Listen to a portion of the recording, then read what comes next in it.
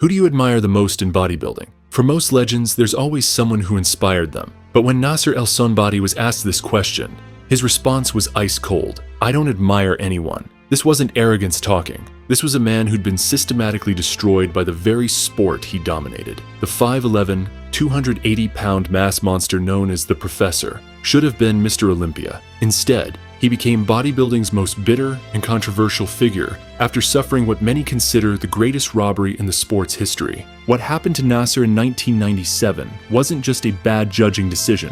It was a calculated theft that cost him at least $5 million and turned a potential champion into a broken man who spent his final years attacking everyone he felt had wronged him. This is the shocking story of how politics, corruption, and backstage deals destroyed the career of one of bodybuilding's most gifted athletes, leading to his tragic end at just 47 years old. Unlike every other bodybuilding story you've heard, Nasser's journey didn't start with dreams of stage glory. Born in Stuttgart, Germany in 1965 to an Egyptian father and Yugoslavian mother, teenage Nasser actually despised everything about bodybuilding. At 17 and already weighing 187 pounds, he thought the massive, veiny physiques in muscle magazines looked absolutely disgusting. His only goal was building stronger legs for soccer, nothing more. But fate had different plans. While doing leg presses at a local gym, Nasser met a former Hungarian weightlifter who convinced him to train his upper body for balance. What started as reluctant weight training quickly transformed into an obsession as the gains kept coming. Within 2 years, Nasser had completely abandoned soccer, but he remained different from every other aspiring bodybuilder. When asked about his heroes, Nasser shocked everyone by saying he never wanted to look like Arnold Schwarzenegger, claiming Arnold had weak legs, droopy shoulders, and a huge waist. This wasn't just teenage rebellion talking. Nasser was genuinely different. While other bodybuilders were dropping out of school to chase their dreams, Nasser earned a master's degree in political science, history, and sociology. His ability to fluently speak 7 languages earned him the nickname the Professor, and his intelligence would later make him one of bodybuilding's most articulate critics. But first, he had to prove himself on stage. His 1985 debut at a junior competition resulted in 6th place, with judges noting he had the best abs of any contestant. Nasser would later claim he possessed the most symmetrical abdominals in bodybuilding history, despite his father's disapproval of the sport, calling bodybuilders dumb, narcissistic people.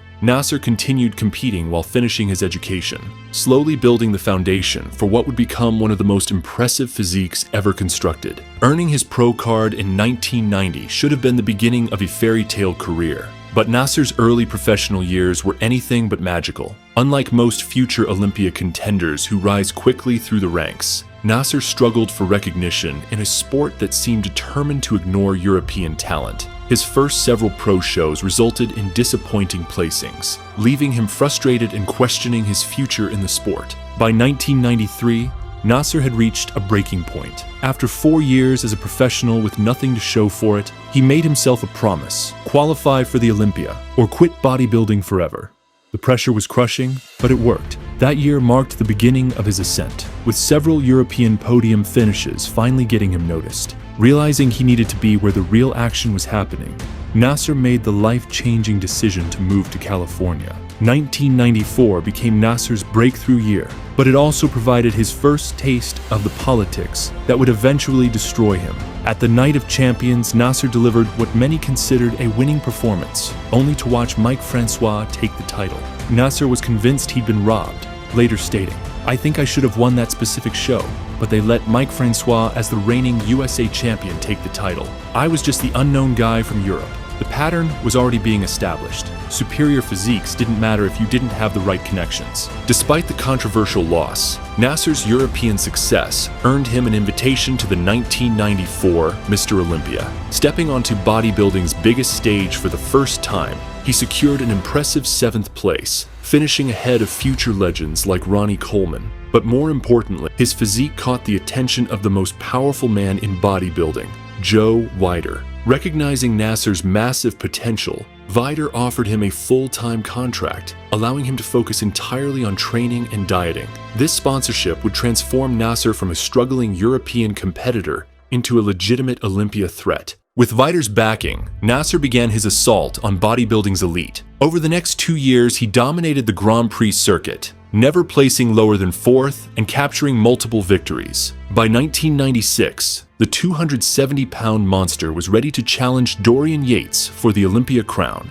What happened next would provide Nasser with his first devastating glimpse into the sport's dark underbelly. The 1996 Olympia saw Nasser in the best condition of his career up to that point. Fans and competitors alike praised his incredible improvements, and many believed he could finally dethrone the seemingly invincible Dorian Yates. Nasser repeated his third-place finish from the previous year, but this time the celebration was short-lived. 1 month after the contest, devastating news arrived. Nasser had been disqualified for failing a diuretics test. The circumstances surrounding this disqualification remain suspicious to this day. According to Nasser, he never saw his positive test results, and he was the only competitor caught despite widespread diuretic use throughout the professional ranks. Even more damning, Nasser claimed that other athletes used different diuretics not on the testing list, or that their samples were never actually analyzed. The selective enforcement seemed deliberately targeted at the outspoken European who was becoming too much of a threat to the established order. What made the situation even more infuriating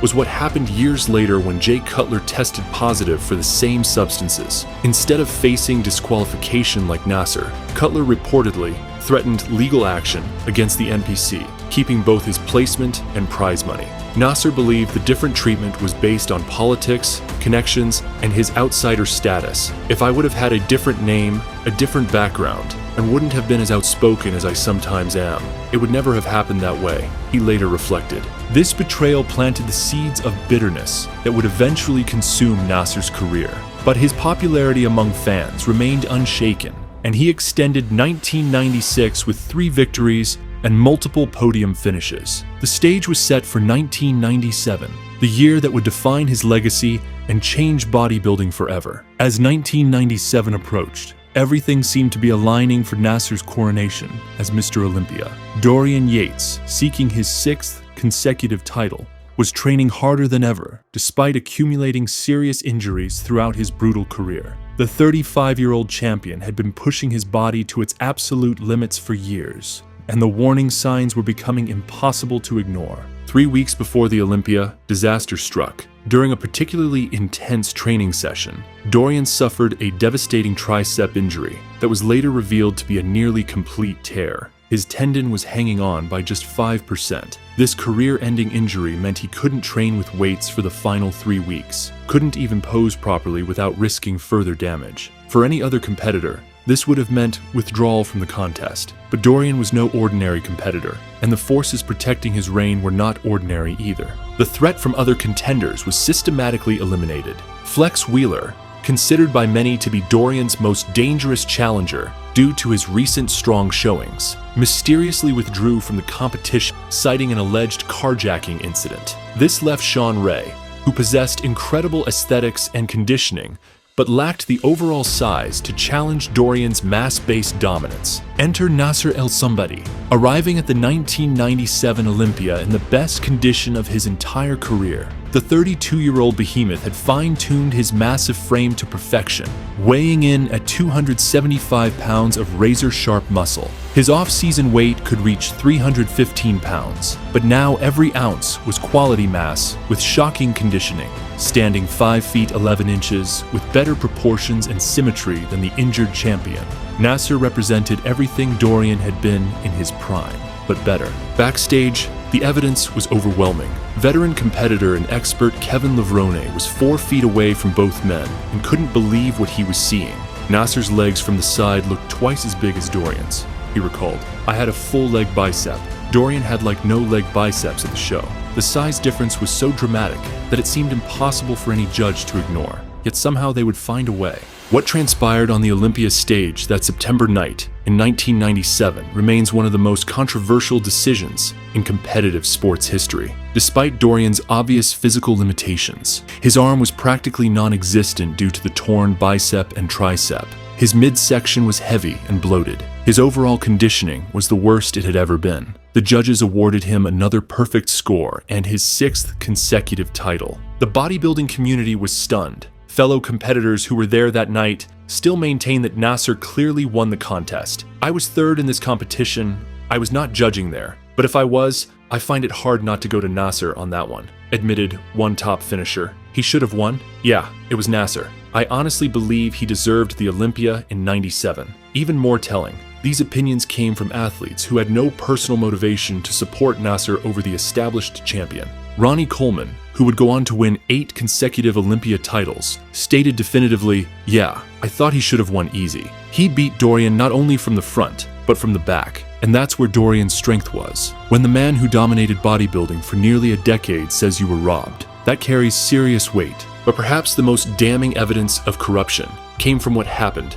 behind the scenes. According to journalist Peter McGuff, who was present at the event, head judge Steve Weinberger and his wife, Bev Francis, had visited Dorian's residence just 7 days before the Olympia. They were the only people outside Dorian's inner circle who knew the full extent of his injuries. This private meeting between the head judge and the defending champion raised serious questions about the impartiality of the judging panel. The scoring made no logical sense from a competitive standpoint. How could Dorian receive perfect marks when he clearly couldn't perform several mandatory poses properly due to his injuries? How could judges overlook Nasser's superior conditioning, size, and symmetry? The answer, according to Nasser and many observers, was simple. The decision had been made before anyone stepped on stage. Back in his hotel room that night, Nasser broke down completely. The man who never showed weakness, who prided himself on his mental toughness, was reduced to tears. When I went back to the hotel room, I was actually crying because I felt completely robbed, he later revealed. This wasn't just about losing a contest. This was about having his dream stolen by a corrupt system that he was powerless to fight. The 1997 robbery broke something fundamental inside Nasser El Sonbaty. The man who had always believed in the possibility of fair competition suddenly realized he was fighting a rigged game. His confidence in the sport's integrity was shattered permanently, and the bitterness began consuming him from the inside out. 1998 should have been Nasser's year, with Dorian finally retired, but by then the damage was done. Despite finishing third behind Flex Wheeler and surprise winner Ronnie Coleman, Nasser admitted he no longer believed the judges would ever give him a fair chance. When I went to the '98 Olympia,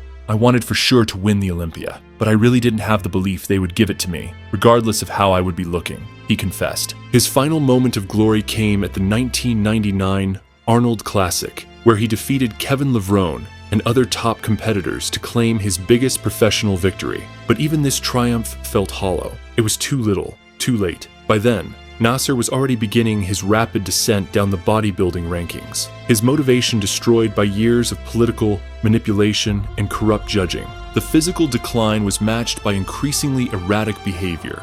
Accusations of synthol use in his deltoids led to a serious infection that required hospitalization. While Nasser claimed it was merely a staph infection caused by scar tissue, the damage to his reputation was irreversible. The man who had once been praised for his natural proportions was now viewed with suspicion by fans and competitors alike. But the most shocking aspect of Nasser's downfall was his complete abandonment of dignity in his final competitive years. The once proud champion began selling his used gym clothes, underwear, and posing trunks on his website. When asked about this bizarre behavior, Nasser casually mentioned that customers were ordering not just clothing, but his used underwear as well. People have different tastes, he said with disturbing nonchalance, seemingly unaware of how far he had fallen. His final competitive years were marked by increasingly poor placings, 14th, 11th, eventually failing to qualify for major shows altogether. Like Mike Mentzer, after his controversial 1980 Olympia loss, Nasser couldn't escape the psychological damage of being systematically cheated.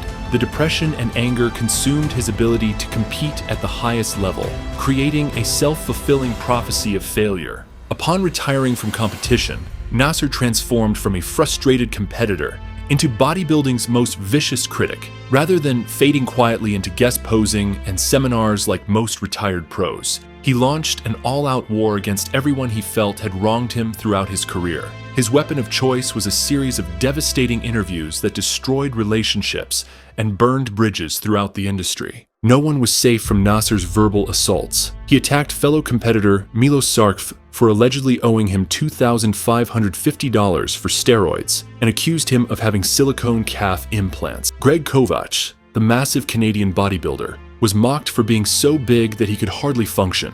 Dave Palumbo was rechristened Jumbo Palumbo and criticized for having a distorted physique. Sean Ray, who had been a fellow victim of judging controversies, was dubbed Chihuahua Ray and accused of having a Napoleon complex. Nasser even suggested Ray should apply for a job at FedEx because he tells everyone that he has a perfect package. Paul Dillett was given the nickname the Great Plains due to all the wide open spaces on his physique. These attacks weren't just random insults. They were calculated strikes designed to inflict maximum damage on people Nasser blamed for his failed career. His intelligence, which had once earned him respect as the professor, was now weaponized against former colleagues and competitors. The 7 languages he spoke fluently allowed him to spread his bitterness across international bodybuilding communities. Most disturbing was Nasser's complete lack of filter or remorse about these attacks. He genuinely believed everyone deserved his wrath, that the entire industry was corrupt and needed to be exposed. His accusations about rigged contests, political favoritism,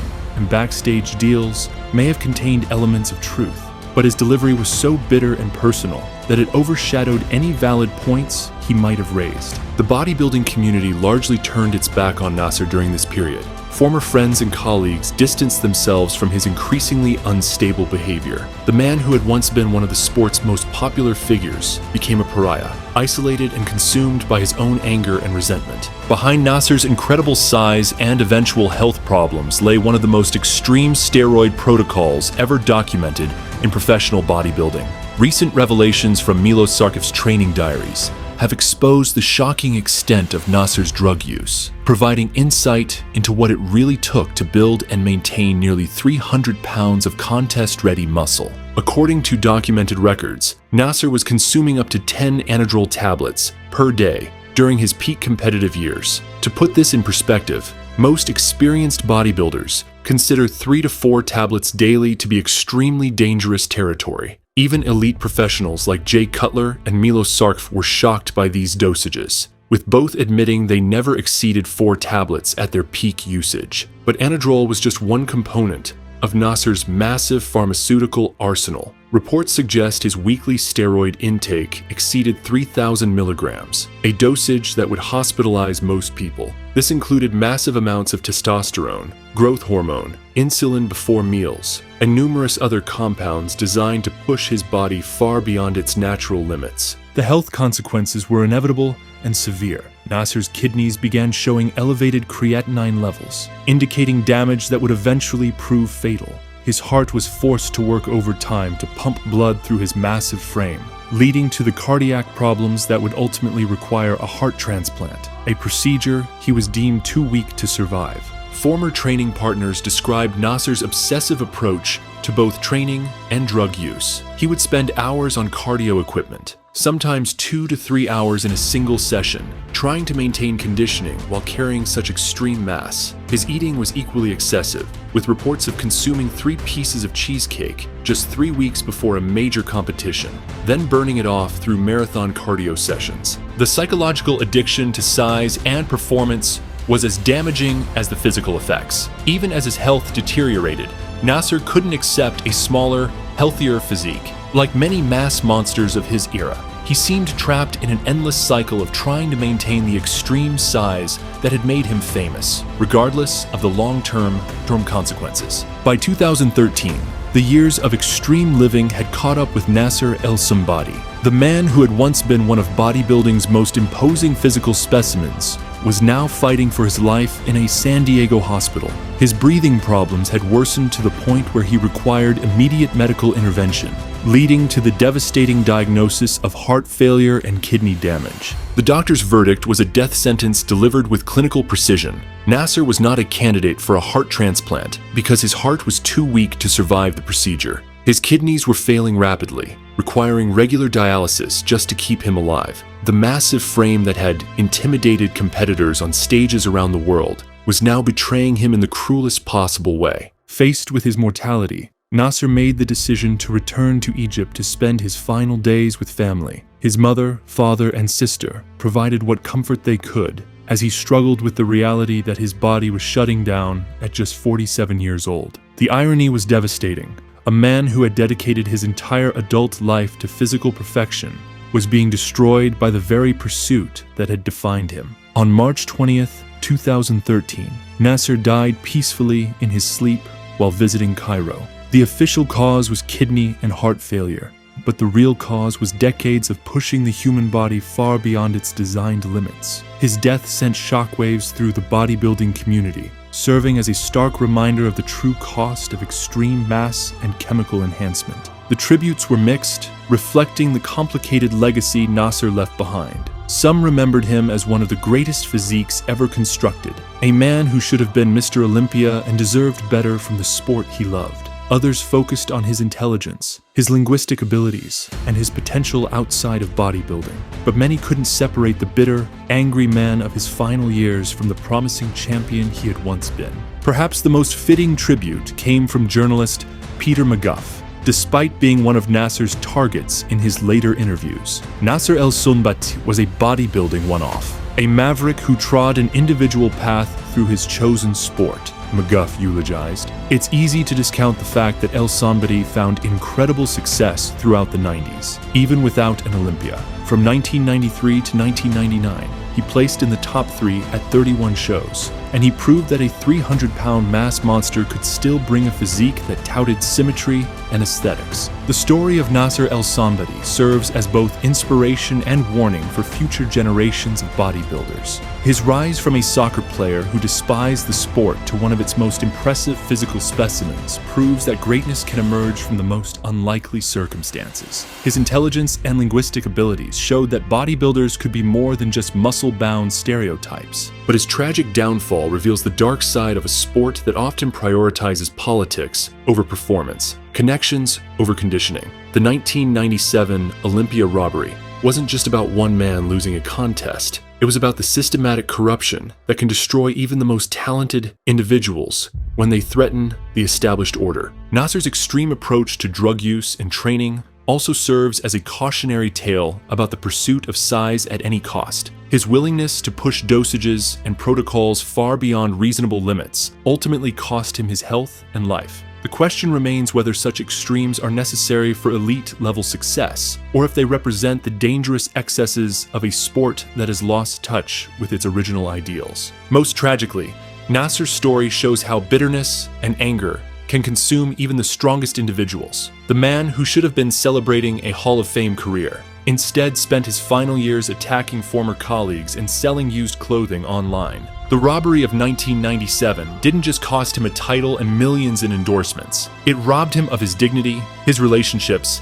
and ultimately, his peace of mind. Today, when fans debate the greatest bodybuilders who never won Mr. Olympia, Nasser El Sonbaty's name inevitably tops the list. His physique at its peak combined the mass of a heavyweight with the proportions of a classic competitor, creating a look that many consider the ideal bodybuilding physique. The fact that such genetic gifts and dedicated training could be undermined by politics and corruption remains one of bodybuilding's greatest tragedies. As the sport continues to evolve, with new mass monsters pushing the boundaries of human size even further, Nasser's story serves as a reminder that talent alone isn't enough. Without integrity in judging, fairness in competition, and wisdom in training approaches, even the most gifted athletes can be destroyed by the very sport they love. The professor's final lesson may be his most important one. In the pursuit of physical perfection, never lose sight of what makes us human.